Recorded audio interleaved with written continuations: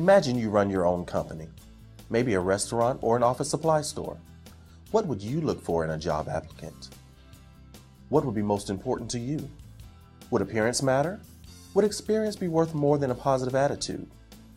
Would you hire someone who was less qualified but really wanted the job over someone who was more qualified but likely to leave after a short time? Take a minute and think about what you would look for in a potential employee. Write down the 3 qualities that would be most important to you.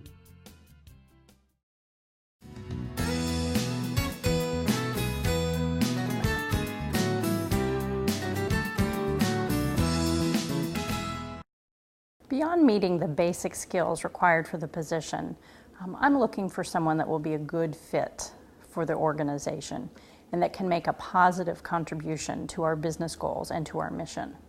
In today's technology-saturated world, having some computer literacy is a must. The ability to communicate via email and do research on the internet, even if it's not a significant component of the job description, it's an important part of communicating within the business. Ideally, the type of person I would like to hire is someone who is genuine, honest, eager to learn, flexible, open to new ideas, a team player. Someone who is willing to go the extra mile, have the ability to stay on task, be focused, and meet deadlines. For most employers, finding the best candidate is a process of elimination. Starting with dozens or even hundreds of resumes and applications, they whittle down the choices to select a few. Then, after interviews, they decide who they do want, often based on who they don't. To be that person, the last one standing and the one who gets the job, you need to first avoid getting screened out. And that requires making the best impression you can from the very start.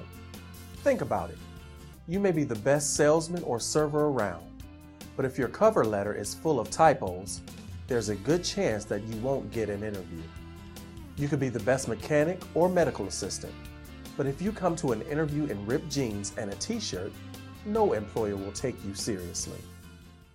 One of the top things a candidate can do to put them out of the running for a position is to not do their homework. You must take the time to learn what you can about the company, the position, something about the industry. Now, this is an easy thing to do. Go online, check out our website, check out stories about our company, learn what we do. Knowing something about our company can go a long way in the hiring process. It's very likely that someone that is screening all of those initial applications received may not actually be conducting interviews, but has the authority to filter you out or eliminate you from the interview process. So it's imperative to check your grammar, eliminate typos. I've been looking for a job for about a month and wasn't getting any calls for interviews. I must have sent my resume and cover letter out to hundreds of places. Finally, I asked someone for help and they pointed out that my resume was full of typos and contained very few accomplishments or skills. Also, because I hadn't paid attention when writing it, I'd mixed up some dates, so it looked as if I'd been unemployed for years as opposed to months. I was getting screened out long before I could get the chance to talk to anyone. Our screening process starts with our very first contact with a potential employee. We look at their resume, cover letter. We listen to how they speak if we're talking to them on the phone or in person. We look at how they conduct themselves. And we also check the internet to see if there are any red flags. We look at social media sites like Facebook and Twitter to see if there's anything out of the ordinary. It is very important that you present yourself in the best possible light at all times. It's very important to make an effort to customize your application, your resume, your cover letter, and even your follow-up thank you note. In some way it needs to reflect the specific job that you are applying for and your corresponding skills. Understand that to an employer, you are an investment. Most employers spend valuable time and resources to train new employees, not to mention the resources they use to fill the position. They expect a return on their investment.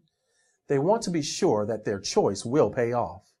Everyone thinks about how difficult the hiring process is for the job seeker. All the stress of finding openings, interviewing, sending out resumes. But it's stressful for the employer too. There's always the risk of hiring the wrong one. What if he's not a hard worker? What if she doesn't have the skills she said she did?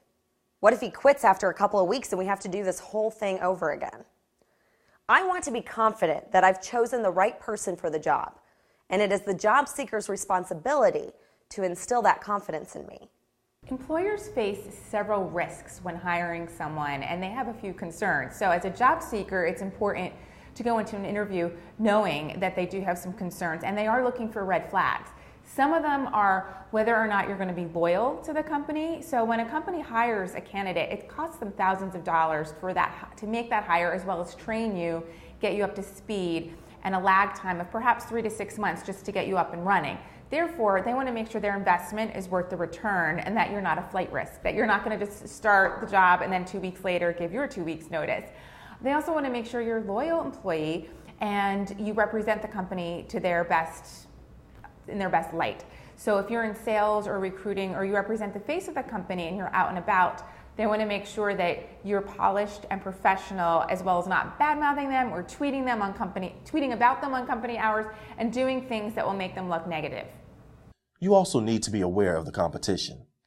You may know that you are the best candidate for the job, at least that's the right attitude to have. But the employer has a broader point of view. He sees all the resumes, reads all the cover letters, calls the references, and conducts the interviews. To him, it's a competition.